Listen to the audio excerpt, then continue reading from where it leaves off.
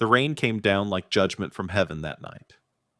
Sheets of icy water hammered the narrow Yorkshire road, turning it into a river of mud. Lightning cracked across the black sky, illuminating the chaos for one blinding second. And that was when it happened. A sharp scream of horses, the sickening crunch of wood splintering, and then silence, except for the relentless roar of the storm. Victoria Langford's heart slammed against her ribs as she stumbled forward through the downpour, her thin cloak plastered to her body, her breath coming in desperate gasps. She had been running for hours, fleeing the arranged marriage her uncle had forced upon her, when the terrible sound stopped her cold. There, 20 yards ahead, lay the wreckage of a grand carriage flipped onto its side like a broken toy. One of the horses was still struggling, whinnying in terror. And beneath the shattered door, a man. "Oh God," she whispered. Without thinking, Victoria dropped to her knees in the mud and began pulling at the heavy splintered wood with bleeding fingers. Rain stung her eyes. Her muscles screamed, but she kept pulling. Come on. Come on. Finally, she dragged the man free. He was tall, broad-shouldered, his fine coat torn and soaked with blood. His face, even in the darkness, was striking. Strong jaw, rain-soaked dark hair clinging to his forehead. But his eyes were closed and his breathing was far too shallow. She pressed her trembling fingers to his neck. A pulse. Weak. But there. Then his lips moved. A broken whisper escaped him, barely louder than the rain. "Don't let them know. The boy, he isn't mine." Victoria froze. Those words hit her like a second crash. She stared down at the unconscious stranger, her heart pounding so hard she could barely breathe. What had she just heard? A secret that could destroy an entire noble house. Before she could process it, the man's body went limp again. She stayed with him through the long, freezing night. Sitting in the mud, holding his head in her lap, whispering words of comfort she wasn't sure he could hear. She tore strips from her own petticoat to bind the worst of his wounds. Every time lightning flashed, she searched his face, wondering who this man was, and what kind of danger she had just stepped into. By dawn, help finally arrived. A local doctor examined him carefully, then looked at Victoria with quiet awe. "He would not have survived the night without you, miss. You kept him warm. You kept the bleeding under control. You saved his life." Victoria could only nod, exhausted, soaked, and terrified. And then she came. The grand carriage rolled up the muddy lane, pulled by 4 perfectly matched black horses. The door opened, and an elegant silver-haired woman stepped out, her posture straight as a blade despite her age. Dowager Duchess Eleanor Reed. Her sharp eyes swept over the wreckage, the injured man, and finally settled on Victoria with an intensity that made the younger woman want to step backward. "So, you are the one who pulled my grandson from death's door?" Victoria's voice came out hoarse. I only did what anyone would have done, Your Grace." Eleanor Reed studied her for a long moment, something cold and calculating flickering behind those piercing eyes. Then she spoke, her voice calm but final. "You have saved the life of Nathan Reed, Duke of Alderest. For that, you have my eternal gratitude. But gratitude alone is not enough." She took one slow step closer. "From this moment forward, you will remain at Alderest Hall. You will not leave until I say so. My grandson's honor, and the honor of our entire family, now rests in your hands." Victoria felt the ground shift beneath her feet. She had run away from one cage, only to find herself locked inside another. And worst of all, she now carried a dangerous secret that could ruin the most powerful man in Yorkshire. A secret whispered in blood and rain. A secret that had just bound her fate to his. Because sometimes, saving a stranger doesn't free you. It chains you to a destiny you never asked for. The heavy oak doors of Alderest Hall closed behind Victoria, with a sound like a prison gate locking shut. She stood in the grand entrance hall, dripping rainwater onto the marble floor, her simple traveling dress muddy and torn. Her hands still trembled from the long night on the road. Every muscle ached. Every breath reminded her she was no longer free. Dowager Duchess Eleanor Reed had wasted no time. Within hours, Victoria was given a private suite on the second floor, elegant but guarded. 2 footmen stood at the end of the corridor at all times. "For your safety," my dear Eleanor had said, with a smile that never reached her eyes. Victoria knew the truth. "I was," she said quietly, "and I'm still here." Nathan studied her face as if trying to read every thought behind it. He said nothing more that day, but from then on he watched her differently. As the weeks passed, the ice around the Duke began to crack. Victoria discovered he was not the cold, arrogant man London society whispered about. In the quiet hours between pain and medicine, he spoke in fragments. About a marriage that had been more duty than love. About the crushing weight of expectations placed on his shoulders since he was a boy. About the fear that one wrong move could bring his entire world crashing down.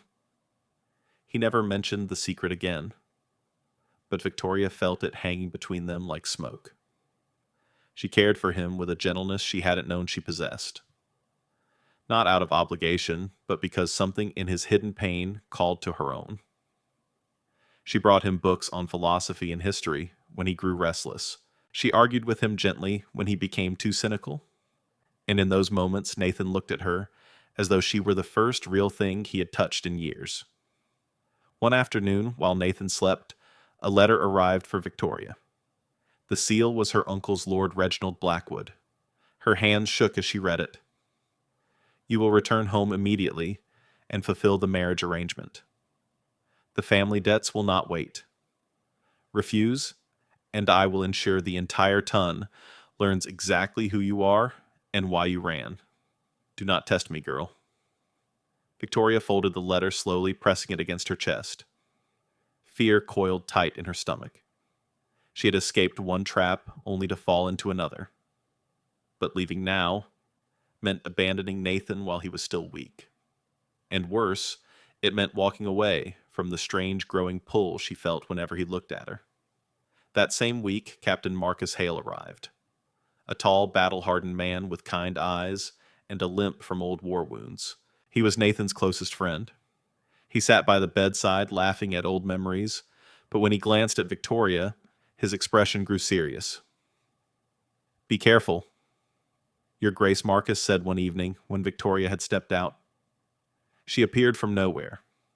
A girl with no title, no fortune yet, she holds your life in her hands. Secrets have a way of destroying even the strongest men. Nathan didn't answer, but Victoria, standing just outside the door, heard every word. The warning lodged deep in her heart. Then came the letter from Miss Amelia Thorne, her dearest friend and former governess companion. My brave Victoria, do not lose yourself in that grand house. Remember who you are. You ran for freedom, not to trade one chain for another. If your heart begins to soften, ask yourself, is it love or gratitude born of fear? Write to me when you can. I worry for you. Victoria read the letter by candlelight, tears blurring the ink. Amelia knew her too well. The growing tenderness she felt toward Nathan frightened her more than any threat from her uncle. One quiet evening, while Nathan was resting, Victoria wandered into the small library attached to his room, searching for a book to read aloud. Her fingers brushed against an old leather-bound volume. A letter slipped from between its pages and fell to the floor. She picked it up. The handwriting was elegant but trembling. It was addressed to Nathan. And the words, they spoke of a child. A boy. A confession that the child carried another man's blood, not the Duke's. A desperate plea for Nathan to protect the boy's future anyway. Victoria's breath caught. She hadn't meant to see it. She hadn't meant to know. At that exact moment, Nathan appeared in the doorway, leaning heavily on his cane, his face drained of color when he saw the letter in her hands. For one terrible second, silence stretched between them. Then his voice came low and raw with anger, and something much more painful. You had no right. Victoria took a shaky step back, the letter trembling in her fingers. I didn't mean to, but the damage was done. Nathan's eyes burned with old wounds finally exposed. The proud Duke looked suddenly achingly human, vulnerable in a way that made Victoria's chest tighten with unexpected tenderness. And, in that charged silence, something unspoken passed between them, a fragile bridge forming over the dangerous secret that now bound them closer than either wanted to admit. London swallowed them whole the moment their carriage crossed the city limits. The season was in full bloom. Gas lamps flickered along elegant streets. Laughter spilled from glittering ballrooms, and the air smelled of perfume, candle wax, and whispered secrets. Victoria moved through it all like a ghost in borrowed silk. She had been introduced simply as a distant family friend of the Reed household. Nothing more, nothing less. At every soirée, every opera box, every crowded drawing room, she kept her posture perfect and her smile polite. But inside her heart beat a dangerous rhythm every time Nathan's eyes found hers across the room. He was healing. Stronger now, yet the way he looked at her had changed. No longer just gratitude. There was hunger in it, quiet wonder.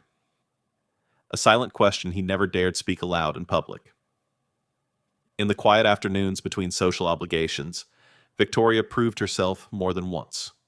When Nathan struggled with a complicated land dispute letter from his steward, she read it carefully and offered a simple, elegant solution that protected his tenants without costing him face. He stared at her afterward, admiration softening the hard lines of his face. You see things others miss, he said one evening, his voice low as they stood alone on a moonlit terrace. You make me question everything I thought I knew about strength. Victoria felt warmth bloom in her chest, followed immediately by fear. Because the closer they grew, the more dangerous their world became. Lord Reginald Blackwood arrived in London like a storm cloud. He appeared at the edges of parties smiling, that oily smile dropping quiet comments into the ears of influential matrons. Such a mysterious young woman traveling with the Duke.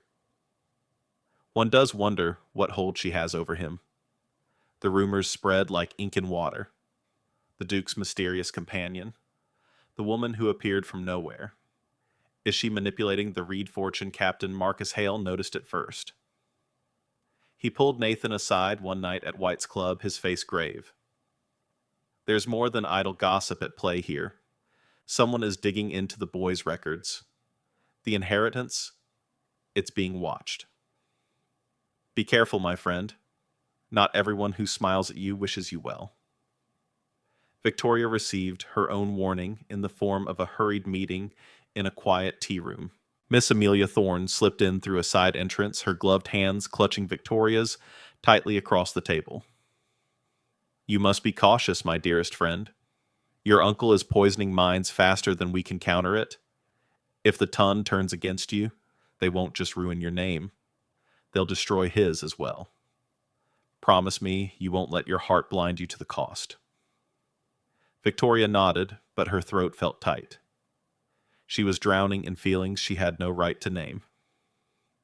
Every shared glance with Nathan, every late-night conversation about books and dreams and duty, it all felt too real, too precious, too terrifying. The breaking point came on a warm evening at Lady Worth's grand ball. The ballroom swirled with color and music. Nathan had been pulled into conversation with powerful politicians, leaving Victoria momentarily alone near the refreshment table. Dowager Duchess Eleanor Reed appeared at her side, her voice smooth as polished marble. You have been useful to my grandson, Miss Langford. More useful than I expected. But usefulness has its limits. Remember your place. Nathan carries the weight of generations on his shoulders. He cannot afford distractions. Later that night, as they rode home in the carriage, the tension finally snapped. Nathan was quiet, his jaw tight, clearly exhausted from the endless performances expected of him. Victoria spoke softly, trying to offer comfort. You don't have to carry everything alone. He let out a short, bitter laugh. Alone. I've never been alone since the moment you pulled me from that wreckage. Sometimes I wonder if I'll ever be free of that debt. The words landed like a slap. Victoria felt her chest cave in. Debt. That single word echoed in her mind, drowning out every tender moment they had shared. She wasn't his equal. She wasn't someone he loved. She was simply a debt he had to repay. She said nothing the rest of the ride. That night, while the household slept, Victoria packed a small bag with trembling hands. Tears slipped silently down her cheeks as she wrote a short note and left it on the writing desk in her room. She slipped out through the servants' entrance before dawn, heart-shattering with every step. She told herself she was doing the right thing, protecting him from the scandal her presence would surely bring, protecting herself from falling any deeper into a love that could never be real. But as her hired coach rattled away from the Grand Reed townhouse, she didn't know that her quiet departure had just triggered the very thing she feared most. Because in the shadows of London, someone had been watching. And the secret Nathan had guarded so carefully for years was now teetering on the edge of ruin. All because the one person he had begun to trust had walked away. The Yorkshire moors welcomed Victoria back with cold, unforgiving wind. She stepped down from the hired coach in front of the small stone cottage she had once called home, her small bag heavy in her trembling hands. The journey north had taken 2 long days, yet the ache in her chest had only grown sharper with every mile. She told herself she had done the right thing. She had removed the threat. She had spared Nathan the scandal that would surely destroy him if her uncle's rumors continued to spread. But at night, when the wind howled around the eaves, she lay awake remembering the warmth of his gaze and the sting of that single word he had spoken. Debt. Days passed in quiet misery. Then one gray afternoon, a knock sounded at her door. Miss Amelia Thorne stood on the threshold, cloak dusted with travel dirt, holding a sealed letter in her gloved hand.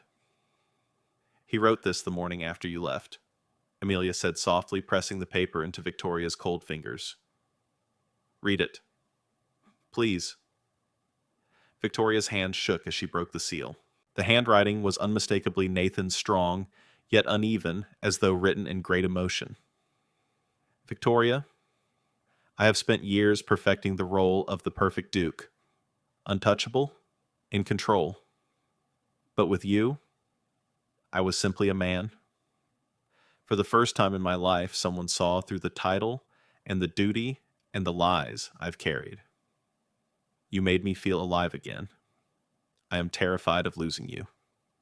Not because of what society will say, but because losing you would mean losing the only person who has ever made me want to be better than my secrets. Come back. Not as someone who owes me, but as the woman I cannot imagine my future without. Yours, in every truth I have left. Nathan's tears blurred the ink before she could finish reading. Meanwhile, in London, the storm was breaking. Nathan stood in the private room of White's Gentlemen's Club, Shoulders, rigid, facing Lord Reginald Blackwood across a polished mahogany table. The air was thick with cigar smoke and barely contained fury. Captain Marcus Hale stood at Nathan's side like a silent sentinel. You thought you could blackmail my family? Nathan's voice was dangerously quiet. Using a child's future as leverage? Lord Reginald smirked, but sweat beaded on his forehead. The boy is not your blood. One word from me, and the entire peerage will know your precious heir is a bastard. Pay what I ask, or watch your name burn. Captain Marcus Hale stepped forward, his voice steady and clear. I have known the truth for years, and I have chosen silence out of loyalty to my friend. But if you force this into the open, Reginald, I will stand as witness, and I will make certain everyone knows exactly who the real villain is." The confrontation ended with Lord Reginald pale and shaken, but the damage had already begun to spread. Back in Yorkshire, Victoria stood trembling in the cottage, the letter still clutched in her hands. She thought of Nathan's pain. She thought of her own fear of being nothing more than a burden, and something inside her finally shifted. No more running. She would not return to beg. She would return to stand beside him, as an equal. The decision burned through her like fire. She packed her small bag once more, heart pounding with a mixture of terror and fierce determination. Amelia helped her secure a fast coach back to London.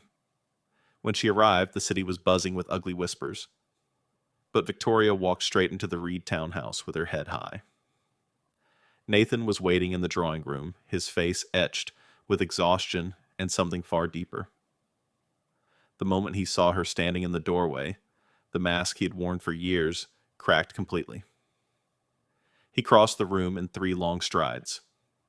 Then, without a word, the proud Duke of Alderest dropped to one knee right there on the rain-dampened floor near the open terrace doors.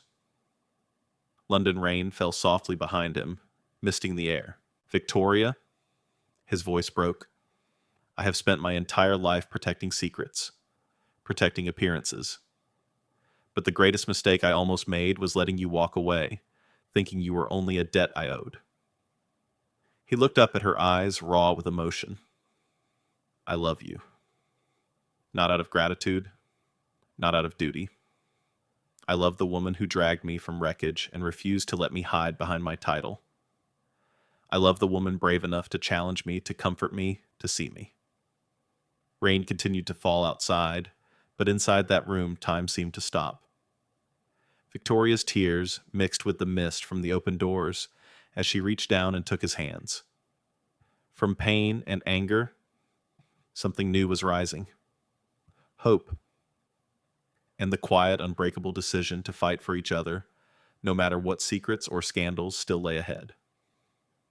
The great ballroom of Alderest Hall glowed with hundreds of candles that night. Crystal chandeliers sparkled like captured stars. Music rose and fell in elegant waves, but the usual laughter felt heavier, charged with expectation. Victoria stood beside Nathan at the top of the grand staircase, her hand resting lightly in the crook of his arm. Her simple but elegant gown of deep sapphire silk caught the light with every breath. She no longer felt like an outsider. She felt like she belonged not because of title or fortune, but because she had chosen to fight for this moment. With Captain Marcus Hale and Miss Amelia Thorne standing quietly behind them as witnesses, Nathan and Victoria stepped forward together. Lord Reginald Blackwood had been invited.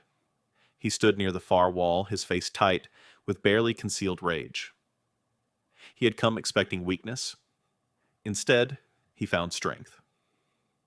Nathan's voice carried clearly across the hushed room as he addressed the gathered members of society.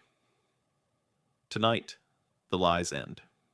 He spoke of the threats, of the blackmail, of a man who had tried to destroy a child's future and an entire family's honor for personal gain.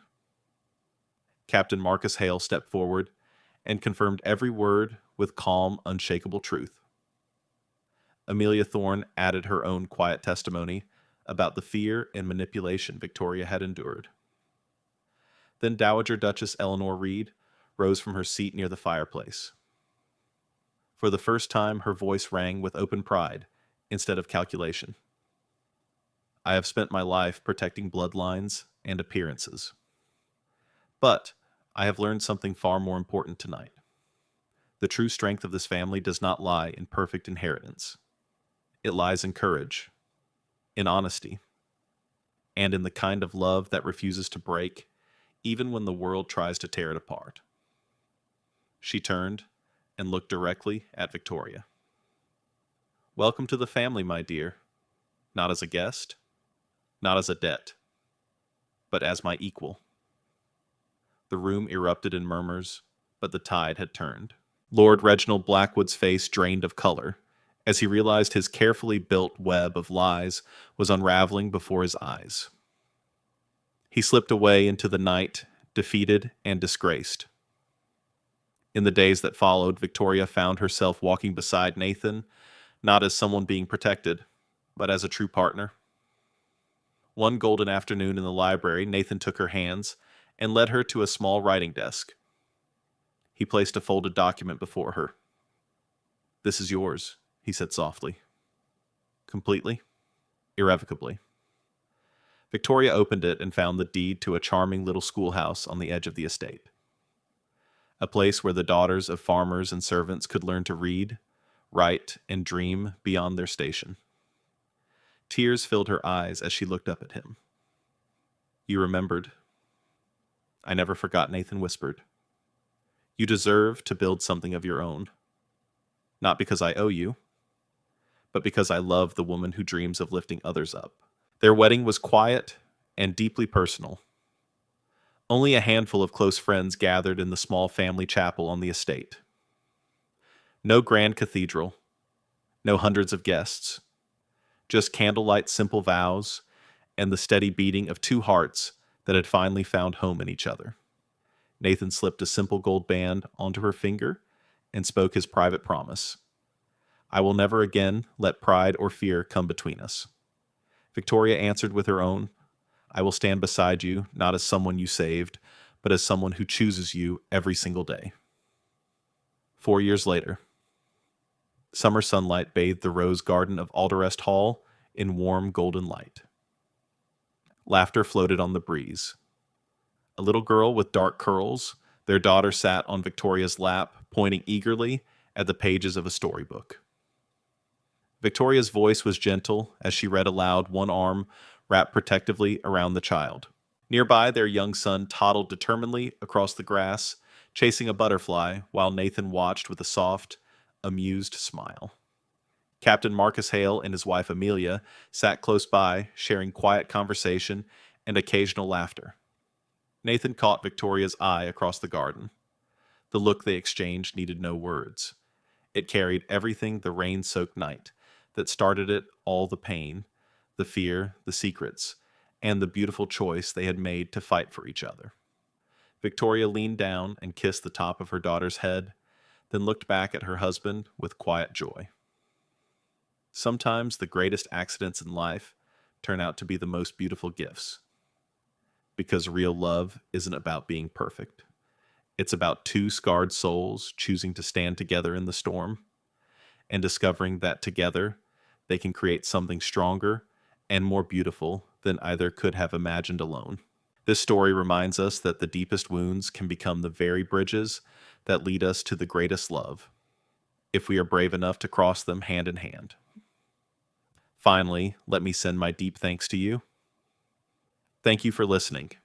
If this story has touched your heart, I invite you to stay with us to discover more true tales of the Wild West.